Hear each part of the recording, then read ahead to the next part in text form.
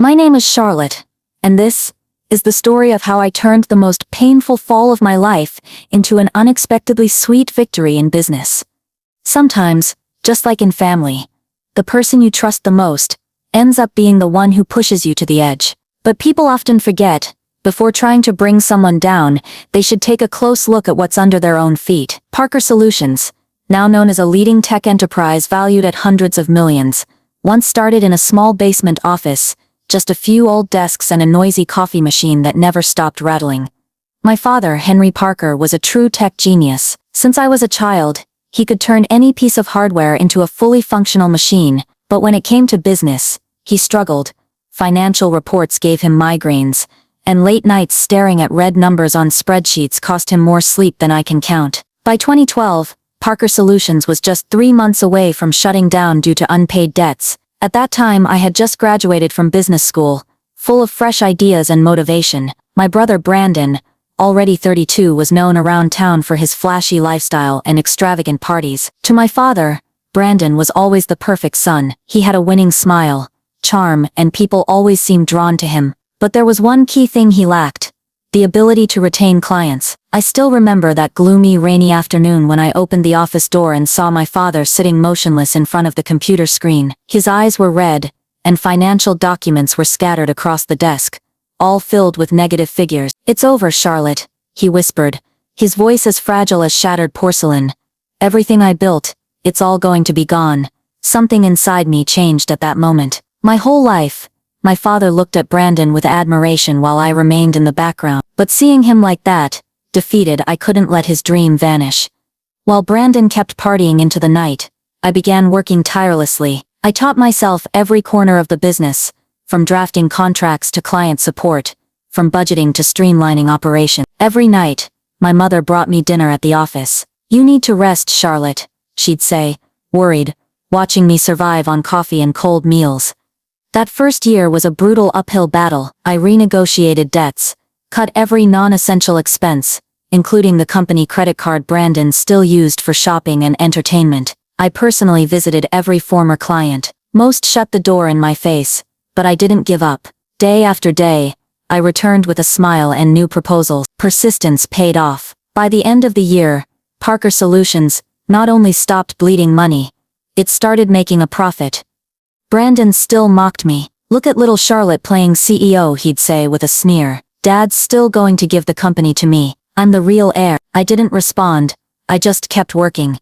In the years that followed, I transformed Parker Solutions from a small tech consulting firm into a full-scale digital transformation company with its own proprietary software. Revenue grew from $3 million to $15 million, then $80 million, and finally over $120 million a year. Our team expanded from a few dozen employees to over 400 across 3 countries. My father's health improved as the company thrived, but his favoritism never faded. Even though Brandon barely showed up at the office, every company success was somehow credited to his leadership. At family dinners, my father would praise Brandon's brilliant strategies, while I silently reviewed quarterly reports on my phone. I wasn't chasing recognition. I wanted a stable company, and I wanted our team to feel secure in their jobs. But I wasn't naive. Over the years, I quietly gathered documents, deals Brandon mishandled, clients we lost because of him, and company funds he misused. At the same time, I built strong relationships with key clients, and became critical to their operations. What no one knew was that, when the company was near collapse, I used my entire savings, and even took out additional loans to keep Parker Solutions alive. In return, I secured a 45% stake in the company. I thought that would be enough to protect me, to ensure no one could erase me from the picture. I was wrong. The real storm was still ahead. That morning, the large conference room at Parker Solutions was full. Shareholders, board members, investors, all waiting for the most important announcement of my father's career. I sat in the front row beside Brandon, who looked unusually confident. I told myself this was the day I would finally be acknowledged. My father stepped up to the podium. "Ladies and gentlemen," he began in his familiar warm voice. "After more than 30 years of dedication, I am officially announcing my retirement. This wasn't an easy decision, but I believe my successor will lead Parker Solutions to even greater heights." I sat up, clutching my growth strategy plan. My father's eyes passed over me, and landed on Brandon. I'm proud to announce that, as of today, Brandon Parker will take over as CEO of Parker Solutions. It felt like the ground disappeared beneath me. Sparse applause filled the room, but all I could hear was my racing heart. Then my father continued. Furthermore, after careful internal review, we found that certain recent management decisions were made without proper board approval, potentially impacting the company's transparency and integrity. Brandon stood up with a folder in hand. Unfortunately, he said, that person is my sister Charlotte. The documents here show she signed contracts without the required authorization, putting Parker Solutions at financial risk. All eyes turned to me. Shock, suspicion. I stood up to defend myself, but security guards were already at my side. Charlotte, you are hereby suspended. Please leave the premises, one of them said firmly. Brandon gave a half-smile, fake sympathy in his voice. I'm really sorry, Charlotte, but maybe it's time for you to explore a new path outside Parker Solutions. I was escorted out of the building that I had helped build that company with my own hands. Every late night, every system, every contract. As I walked out of the building that once felt like home, each step felt as heavy as if I were dragging chains behind me. My throat tightened with emotion, but I knew crying or arguing wouldn't change anything now. When I got home, I sat in my small home office, staring blankly at my computer screen. The last thing I had opened was the completed quarterly report. I took a deep breath, picked up my phone and typed a single message to an old friend at the Securities and Exchange Commission. I have critical information about Parker Solutions. We need to meet. The weekend passed in a strange silence. My mother called over and over, leaving tearful voicemails begging for family unity and forgiveness. My father said nothing at all. Brandon, of course, was too busy celebrating his social media flooded with champagne toasts and designer outfits, all courtesy of the company card. At exactly 9 on Monday, I sat in front of my personal computer, logged into Parker Solutions' internal system, the one I had personally designed and secured. I knew every single corner of it. That same morning, when Brandon entered the CEO's office, expecting to log into his new computer, something unexpected happened. Instead of the dashboard, his screen lit up with a video. In it, Brandon sat right there in that very office, speaking with a representative from our biggest competitor. Just transfer the money to my personal account, he said clearly. I'll get you all the client data. My little sister does all the work anyway. I just sign off. He froze. Panicking, he tried to shut off the video, but it was already too late. Every screen in the building, every monitor, every workstation, began playing the same clip, and not just inside the building. At that exact moment, all Parker Solutions employees and shareholders received an email containing undeniable evidence, insider trading, misappropriation of assets, and communications no regulator could ignore. Through the security feed, I watched as federal agents walked into the office, subpoenas in hand.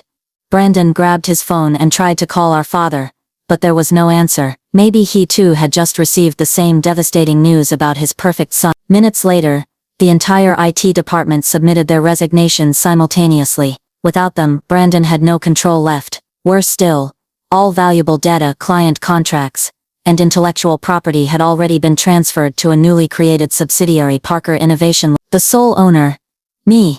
What Brandon didn't know, what no one knew, was that for the past year, I had been quietly preparing for this moment. Every key client, every major asset, and nearly the entire employee base, had already signed transition agreements to move to Parker Innovation. My team was loyal, not to the Parker name, but to the person who built the company's success. When 2 FBI agents entered the room to request Brandon's cooperation, he exploded in anger, trying to assert authority, but the board, now fully aware of his misconduct, voted immediately to remove him. As Brandon was escorted out of the building, I sent one final message to the Parker Solutions mailing list. A new opportunity awaits you at Parker Innovation Labs, where innovation is driven by purpose and your efforts are truly valued. Join us, and let's build something better. Within 1 hour, the majority of employees accepted my offer. Parker Solutions, once my family's legacy, was now an empty shell. No staff, no clients, no assets, just a name. But this was only the beginning. 3 weeks after Brandon's arrest, I sat in the glass-walled office of Parker Innovation Labs, overlooking San Francisco. The view of the Golden Gate Bridge shimmered in the afternoon sun, a quiet symbol of freedom and new beginnings. I had never felt more in control. Then Sarah, my assistant, entered with a white envelope in hand. "Charlotte," she said, "Mr. Goldman, Your parents' financial advisor sent this. He said it's urgent. Inside was a full financial report. As I read, a chill ran down my spine. My parents had invested everything, into Parker Solutions stock. Their savings, their retirement, even the mortgage on our family home. With the company's collapse, their financial future was in ruin. He wants to set up a meeting with you this afternoon, Sarah added quietly. I nodded. Schedule it, and tell legal to prepare the necessary documents. That afternoon, Mr. Goldman entered, his face more drawn and aged than I'd ever seen. Charlotte, your parents are in serious trouble, he began. The house has been foreclosed. If nothing changes, they won't even have a place to stay. I took a deep breath and asked quietly, what do they want from me? Your father wants to meet, just enough support to get through this period. I didn't respond right away. Instead, I turned to Sarah. Schedule the meeting, tomorrow morning. Here. The next morning, my parents walked into the sleek lobby of Parker Innovation Labs. My mother looked frail, her eyes swollen from crying. My father, once proud, confident, larger than life, now looked decades older. He walked slowly, supported by a cane. They sat down in front of me, in chairs identical to the ones my father used to make me sit in when delivering one of his many lectures on real leadership. My father cleared his throat, his voice barely a whisper. Daughter, I know, I made mistakes, but we're family, and family is supposed to support each other, right? I looked him straight in the eyes, calm and steady. Family, was that what you were thinking of when you let Brandon undo everything I had built? Did you think about family when you accused me in front of all the shareholders? Did you remember that I was your child too? My mother began to cry, quiet sobs breaking the silence in the room. We have nothing left, Charlotte, she whispered. We could lose our home. Please. I opened a drawer, took out a prepared folder, and slid it across the table. This is my offer, I said. Parker Innovation Labs will buy back your shares in Parker Solutions at the original purchase price. That should be enough for you to live a stable life in that small Florida home you always talked about. Their eyes lit up with hope, but I wasn't finished. There are conditions, I continued. First, you'll sign a non-disclosure agreement regarding Brandon's actions, and everything that happened at Parker Solutions. Second, you'll withdraw from all business activity and agree not to interfere with my work. Third, the funds will be managed by a financial trust. You'll receive a fixed monthly allowance to ensure the money is used wisely. My father paused, clearly stung by the conditions. You don't trust us? No, I replied. You taught me that lesson very well. I'm not doing this for you. I'm doing it for the 12-year-old, who once thought his father hung the moon. That child deserves to see his family live in peace, even if he now knows the truth. After a long silence, they signed the documents. As they stood up, my mother reached for my hand, her fingers cold. Thank you, Charlotte. We're truly sorry things turned out this way.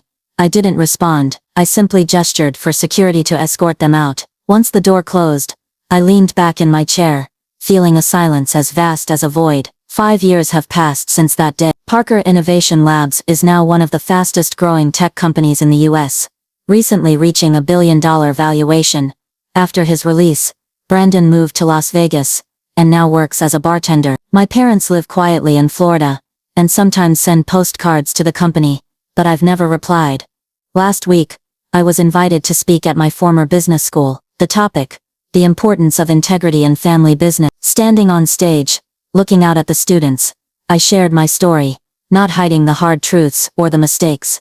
Sometimes, I concluded, the sweetest form of redemption isn't tearing others down, but building something so successful they realize they underestimated you. In business, as in life, it's not about who starts at the top, it's about who's still standing when the dust settles.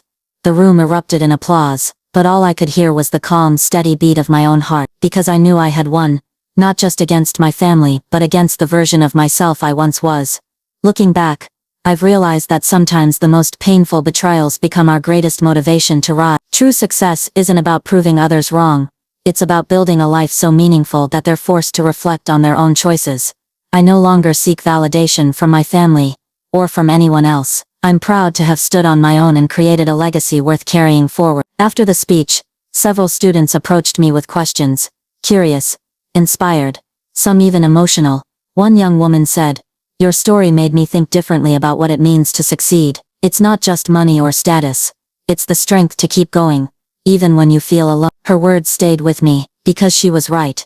Success isn't measured by how many people applaud you, but by how many times you choose not to give up, even when no one is watching. Later that evening, I walked past the campus library, where I had spent long nights as a student, dreaming of a better future. I remembered the version of me, who once believed that family would always stand by you and how painful it was to learn otherwise. But I also remembered the lessons I had gained: resilience, clarity, and the power of starting over on your own terms. Now, every decision I make at Parker Innovation Labs is guided not by revenge or pride, but by purpose. We've launched scholarship programs, mentored young entrepreneurs, and funded tech initiatives in underserved communities. My past gave me a reason to build something better, not just for me, but for others.